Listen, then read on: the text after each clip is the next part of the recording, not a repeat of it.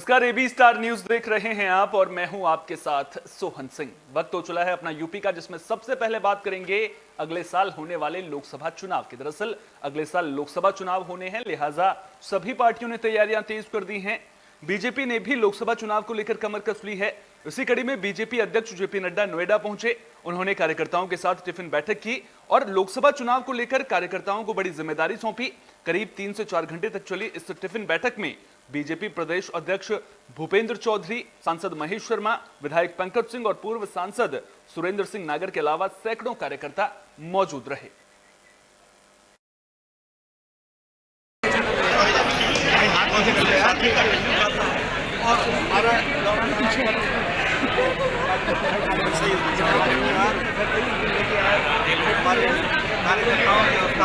भाई सहारा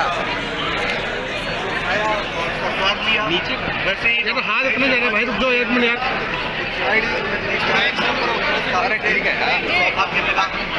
भाई एक साइड के ना मिक्स वगैरह हम हमेशा ही सीधे फ्रेम बनाओ, सीधे फ्रेम बनाओ यार। केंद्र में बीजेपी सरकार के 9 साल पूरे हो चुके हैं और 9 साल पूरे होने पर बीजेपी देश भर में कार्यक्रमों का आयोजन कर रही है। इसी कड़ी में कन्नौज में विकास तीर्थ अवलोकन अभियान शुरू किया गया, जिसमें हिमाचल के पूर्व प्रदेश अध्यक्ष और शिमला से सांसद सुरेश कश्यप ने शिरकत की। इस दौरान सुरेश कश्यप ने जीटी रोड चौड़ीकरण काम का अवलोकन किया। उन्होंने कहा कि पिछले 9 सालों में मोदी सरकार ने कई अभूतपूर्व काम किए हैं। इस मौके पर सांसद सुब्रत पाठक समेत कई बीजेपी पदाधिकारी भी मौजूद रहे।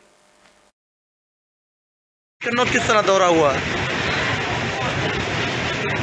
सेवा, सुशासन और गरीब कल्याण के 9 वर्ष पूरे होने के अवसर पर पूरे देश भर में हमारा 30 मई से 30 जून तक जनसंपर्क अभियान चल रहा है।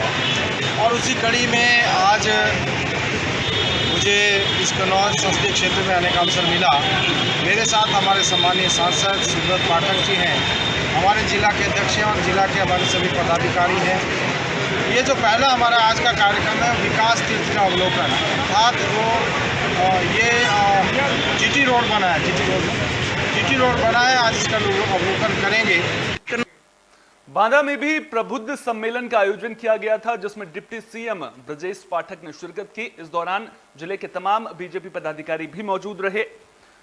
चित्रकूट सांसद आरके पटेल और सदर विधायक प्रकाश द्विवेदी के साथ सैकड़ों कार्यकर्ताओं ने डिप्टी सीएम का जोरदार स्वागत किया। इस मौके पर जिले के तमाम बीजेपी पदाधिकारी और कार्यकर्ताओं के साथ जनप्रतिनिधि मौजूद रहे। बता दें कि बीजेपी सरकार के 9 साल पूरे होने पर इस कार्यक्रम का आयोजन किया गया। इस दौरान लोगों को पिछले 9 सालों में हुए विकास कार्यों की जानकारी भी दी गई। तो तस्वीरों के जरिए आप देख सकते हैं किस तरह से बीजेपी सरकार के 9 साल पूरे होने पर कार्यक्रमों का आयोजन किया जा रहा है। इसी कड़ी में बांदा में भी प्रबुद्ध सम्मेलन का आयोजन किया गया था। तो बीजेपी के तमाम नेता इन कार्यक्रमों में पहुंच रहे हैं, सरकार की उपलब्धियां गिनवाते हुए नजर आ रहे हैं। ये बताने की कोशिश कर रहे हैं कि पिछले 9 सालों में सरकार ने जनता के कल्याण के लिए कई योजनाएं चलाई हैं, समय समय पर उनकी समीक्षा भी की जा रही है। और अब जब आगे 2024 में लोकसभा चुनाव होने हैं, ऐसे में बीजेपी तमाम तरह के कार्यक्रमों के जरिए जनता तक पहुंचने का काम करती हुई नजर आ रही है।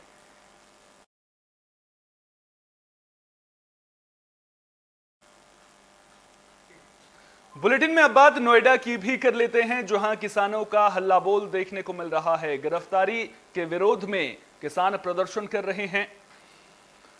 लाठीचार्ज और गिरफ्तारी के विरोध में यह प्रदर्शन किया जा रहा है। दरअसल प्राधिकरण की शिकायत पर 1134 किसानों के खिलाफ केस दर्ज कर 33 को गिरफ्तार किया गया था, जिसके खिलाफ किसानों ने मोर्चा खोल दिया है। पुलिस ने किसानों को धरनास्थल पर जाने से रोकने के लिए तमाम प्रयास किए। प्रमुख किसान नेताओं को तड़के ही नजरबंद कर लिया गया। इसके बावजूद ज्यादातर किसान संगठनों ने प्राधिकरण पर पहुंचकर अखिल भारतीय किसान सभा को समर्थन दिया।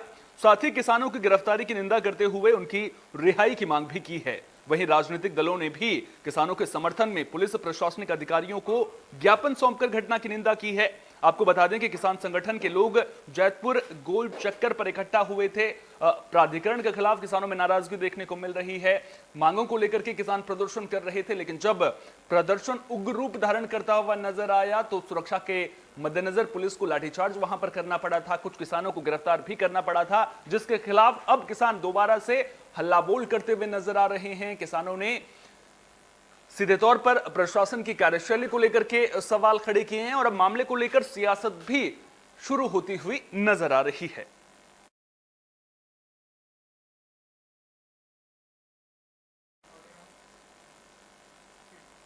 महोबा में मजदूरों ने प्रशासन से इंसाफ की गुहार लगाई है। दरअसल मजदूरों का कहना है कि उन्हें पिछले 2 महीने से मजदूरी नहीं मिली है।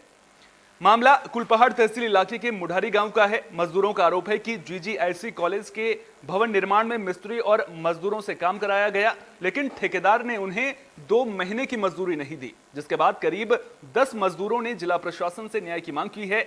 ज्ञापन सौंपकर ठेकेदार से 2 महीने की मजदूरी दिलवाने की मांग की गई है। मांग पूरी न होने पर मजदूरों ने धरना प्रदर्शन की भी चेतावनी दी है। GIC स्कूल में काम किया है, तो उसमें ठेकेदार जी पैसे नहीं दे रहे हैं, बोले 2-4 दिन में मिल जाएगा। तो हमने शिकायत की थाने में, तो बोलते हैं 2-4 दिन में दिला देंगे तुम्हारा, और अभी तक नहीं दिलाया है। 2 महीने हो गया फिरते फिरते। और इसके बाद हमने सोचा कि चलो DM साहब को दे दें। कितने लोग हैं लगभग आप? 11 आदमी हैं। कितने रुपए प्रतिदिन के हिसाब से आप? मिस्त्री का 500 रुपये के हिसाब से है, बेलदार का 350 रुपये के हिसाब से है, रेजा का 300 रुपये। महोबा में 4 बच्चों की मां अपने प्रेमी के साथ फरार हो गई। आपको बता दें कि अब महिला का पति SP की चौखट पर पहुंचकर इंसाफ की गुहार लगा रहा है। घटना कुलपहाड़ कोतवाली इलाके के जमींदारी जैतपुर की है। जानकारी के मुताबिक महिला का पति घासीराम 4 जून को मजदूरी करने के लिए घर से बाहर गया था। जब वो घर वापस आया तो बच्चों ने बताया कि मां एक व्यक्ति के साथ भाग गई है। आरोप है कि महिला घर में रखे 70,000 रुपए और कीमती सोने और चांदी के जेवर भी साथ ले गई। पीड़ित घासीराम का कहना है कि पड़ोस का एक व्यक्ति उसकी पत्नी को साथियों की मदद से भगा ले गया है। मामले की जानकारी मिलने के बाद अब पुलिस ने महिला की तलाश तेज कर दी है। अरे हमारी घर वाली भाग गई बबलू के साथ, और 70,000 रुपये ले गई, झुमकी ले गई, कानन की ले गई, और मंगलसूत्र है, और तुम्हारी नाक की कील है। और 2009 में 4, और पायले हैं पग्गा भर के। हमें शाम को रचना ने, हमारी बिटिया ने बताया है कि पापा अम्मा भाग गई। बुलेटिन में बात बागपत की भी कर लेते हैं, जहां खराब मौसम, बरसात और बाढ़ को लेकर जिला प्रशासन मुस्तैद नजर आ रहा है। DM ने बाकायदा निरीक्षण भी किया है। तो DM JP सिंह ने यमुना घाट का निरीक्षण कर अधिकारियों को दिशा निर्देश दिए। साथ ही DM ने काठा और अलीपुर तटबंध का भी निरीक्षण किया। इस दौरान जिलाधिकारी ने सिंचाई विभाग के अधिकारियों को बाढ़ प्रभावित गांव में चाक चौबंद व्यवस्था करने के निर्देश दिए। दरअसल बरसात के वक्त यमुना का जलस्तर बढ़ जाता है, जिसकी वजह से यमुना के निकट बसने वाले गांव में बाढ़ का खतरा बढ़ जाता है।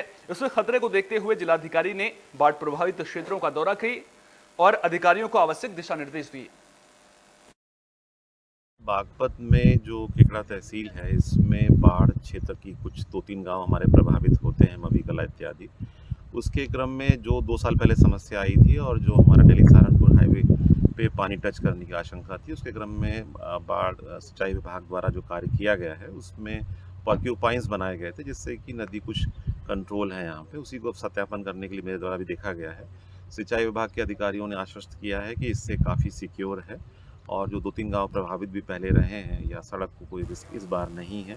और जो भी और फीडबैक मिलेगा उसके बेसिस पे हम लोग रिव्यू करेंगे, ताकि बाढ़ के समय में या अति वर्षा के समय में कोई दिक्कत ना आने पाए जनता।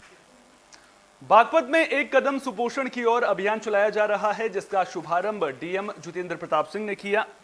बता दें कि यह अभियान 6 जुलाई 2023 तक चलेगा। इस दौरान DM ने कुपोषित और अति कुपोषित 2 बच्चों समाया और नायरा को खाद्यान्न सामग्री दी। सुपोषण अभियान के तहत जिलाधिकारी ने मिलेट्स, मोटे अनाज के प्रयोग पर विशेष जोर दिया। बता दें कि मिलेट्स और मोटे अनाज में ऊर्जा, पोषक तत्वों और विटामिन की अच्छी मात्रा होती है, जो बच्चों के स्वास्थ्य को सुधारने में मदद करती है। जिलाधिकारी ने कहा कि हमारा लक्ष्य जिले के सभी बच्चों को पौष्टिक आहार प्रदान कर कुपोषण से निपटने में मदद करने का है। शासन की नीति के अनुसार जो आज CSC बागपत पे जो पोषण माह है हमारा 7 जून से लेकर 6 जुलाई तक, उसका एक शुभारंभ हुआ है यहाँ कैंपस में। और ये ऐतिहासिक कैंपस है 1935-36 से। यहाँ पर उन बच्चों को जो सैम मैम श्रेणी के बच्चे हैं, उनकी माताओं को और उनके बच्चों को पुष्टाहार का वितरण किया गया है। और इस माह में हमारा प्रयास ये होगा 6 जुलाई तक कि लोगों को जागरूक किया जाए, उनको बताया जाए कि किस प्रकार के अनाज से किस प्रकार के। औरैया में एक सॉफ्टवेयर इंजीनियर ने खुद को गोली मारकर आत्महत्या कर ली। आत्महत्या की वजह पत्नी से विवाद बताया जा रहा है। मामला फफूंद थाना इलाके के पसीपुर गांव का है। गोली की आवाज सुनकर जब पड़ोसी घर पर पहुंचे तो घर में कोई नहीं मिला। वहीं मृतक की पत्नी भी घर में मौजूद नहीं थी। पड़ोसियों ने मामले की जानकारी परिजनों को दी, जिनसे सूचना मिलने के बाद पहुंची पुलिस की टीम ने शव को कब्जे में लेकर पोस्टमार्टम के लिए भेज दिया है। मृतक महेंद्र दिल्ली की एक कंपनी में सॉफ्टवेयर इंजीनियर था और 3 दिन के लिए घर आया हुआ था। यह भी लगभग 8 बजे सूचना प्राप्त हुई है कि यहाँ पसईपुर गांव में शिव महेंद्र कुशवाहा ये रहते हैं। लगभग 40-42 वर्ष इनकी उम्र है। इन्होंने अपने आप को गोली मार ली, ऐसी सूचना प्राप्त हुई थी। मौके पर थानाध्यक्ष और सीओ से लेकर सभी लोग हम लोग आए हैं। क्राइम सीन को प्रोसेस किया जा रहा है। जो भी एविडेंसेस यहाँ साक्ष्य संकलन हो सकते हैं उसको किया जा रहा है। फील्ड यूनिट जो है एविडेंसेस कलेक्ट कर रही है। बॉडी का पंचायतनामा करके इसको पोस्टमार्टम के लिए।